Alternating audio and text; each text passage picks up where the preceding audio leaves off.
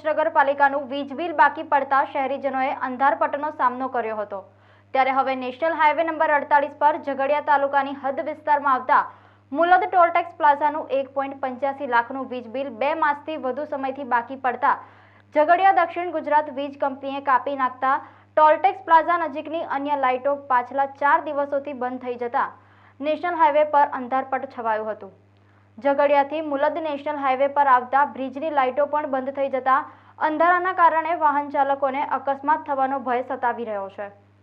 ઝઘડિયા તાલુકા કોંગ્રેસ પ્રમુખે વધુમાં જણાવ્યું હતું કે ટોલટેક્સ પ્લાઝાના સત્તાવારોએ વાહનોનો ટેક્સ વસૂલે છે તો સુવિધાઓ પણ પૂરતી આપવી જોઈએ।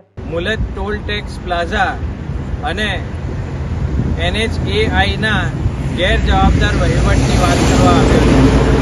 આ તમે મારી પાછળ જે જોઈ રહ્યા છો તે મુલદ ચોકડીનો ફ્લાયઓવર છે। તમે તેના હાઈ માસ્ક જોઈ રહ્યા છો કે તે બંધ છે, તેમજ મુલદ ફ્લાયઓવરની લાઇટો પણ બંધ છે।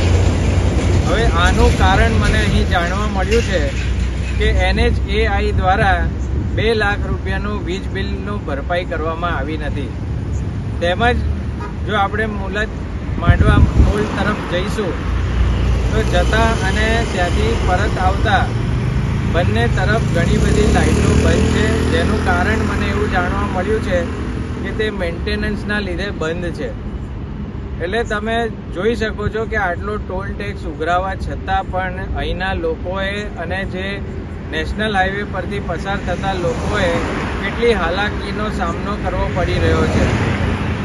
હું તમને આ વિડીયોની સાથે એ વિડીયો જે અહીંની પરિસ્થિતિ છે તેના ફૂટેજ પણ શેર કરીશ। એટલે મારી વાત એટલી જ છે કે તમે જ્યારે અહીંયા ટોલની વસૂલાત કરતા હોય તો લોકોને પૂરતી સુવિધા કેમ આપવામાં આવતી